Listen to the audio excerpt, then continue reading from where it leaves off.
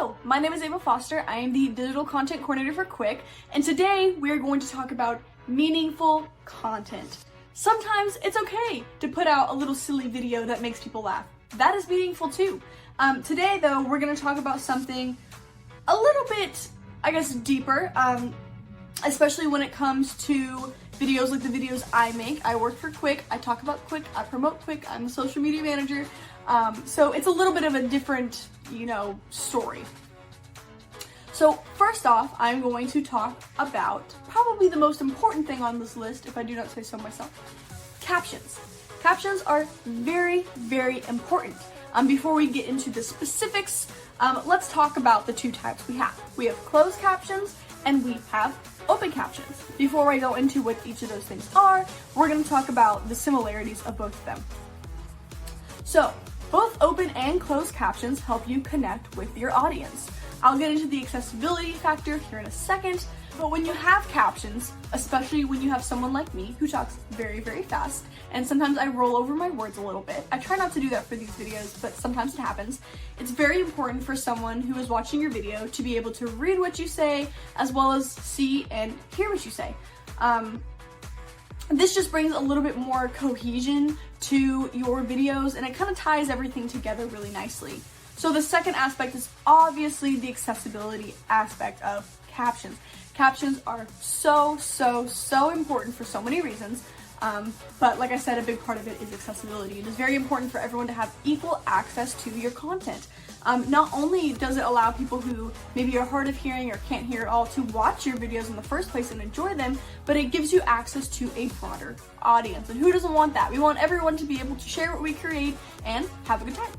So the difference between the two. Closed captions are something that can be toggled on and off. So like on YouTube, when you're watching a video, you can toggle on or off the captions. It's usually just a little button where you can click basically on or off.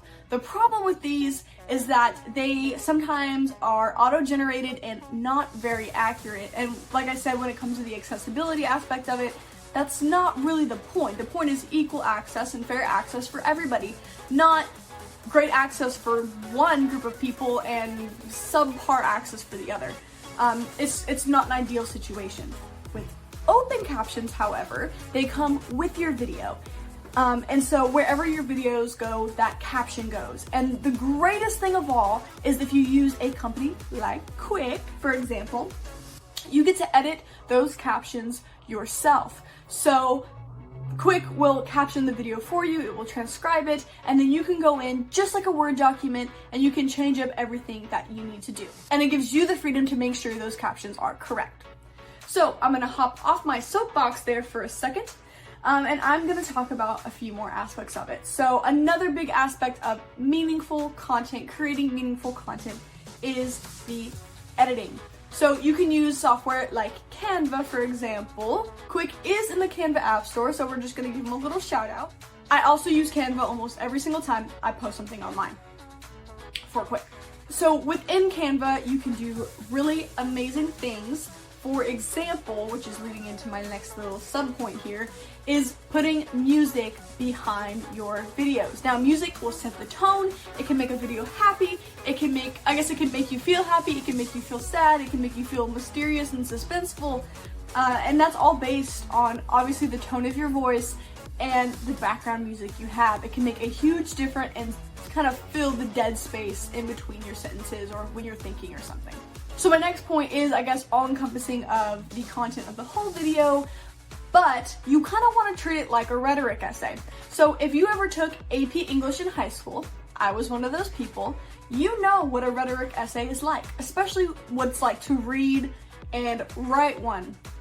It can be pretty annoying, and I hated it, I'm not gonna lie. I really did not like writing those papers. I like to write, but not a rhetoric essay. I much prefer doing it in video format, which is kind of what I do every single day.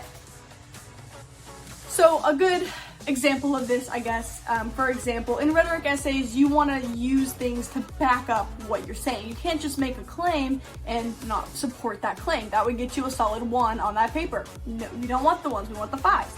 So you can do things like add statistics in your paper. That's a really great way to support your claims. So For example, did you know that 85% of Facebook users do not use sound on their videos? So that would be my support, and my claim would be, so captions are really important to you so everyone can interact with your content, whether they have sound on or sound off.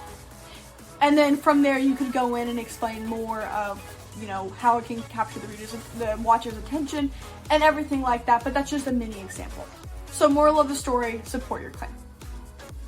That is all for this video. I almost matched my goal of keeping it under 5 minutes. It's about to be 7 minutes, but I hope you loved this video. I hope you found something informative, something useful, maybe something you can, you know, implement in your own life. Once again, thank you and happy creating.